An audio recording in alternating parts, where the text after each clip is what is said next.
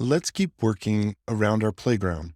For the next side of our playground, let's create a series of simple bars, but we're going to do it in an interesting way. This lesson is a good one to watch all the way through first, and then watch again and build these out yourself.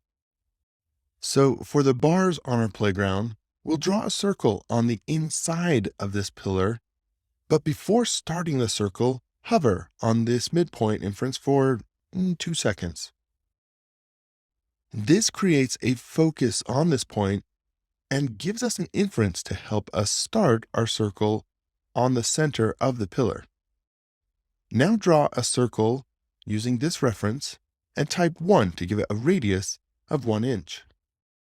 Push-pull this circle across to the opposite pillar, inferring to that edge for an exact length. With our bar created, let's select it all. And what do you think? Should we make this a group or a component? Do you remember the rule for components?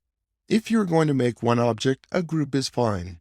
But if you're going to make 2 or more, you should use components. And we are going to copy this bar several times. In fact, we're going to array it. So let's make this a component.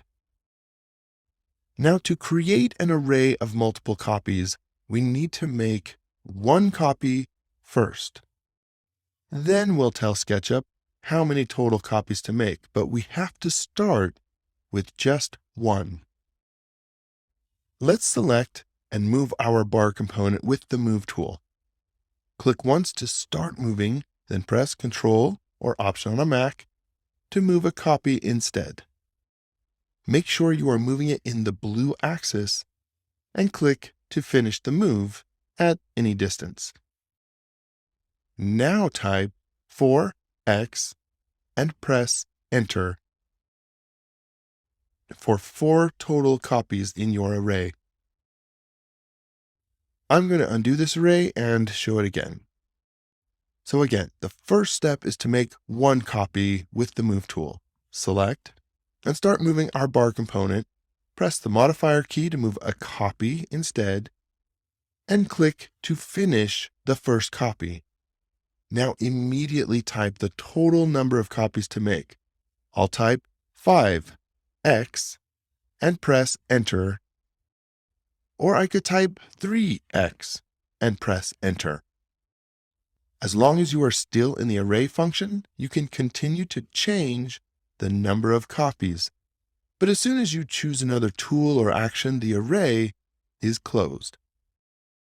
This is an important detail. The array needs to be completed immediately after copying the first component. And you can continue editing the number of copies until you choose another tool or click a different key. And that will close the array function. Sometimes you might be experimenting with the number of copies in your array and you'll close it accidentally. No worries. If this happens, simply undo and create the array again. Once you get the hang of it, it's really easy and fast to create arrays. We'll explore more about arrays in later courses. For now, let's continue with our playground.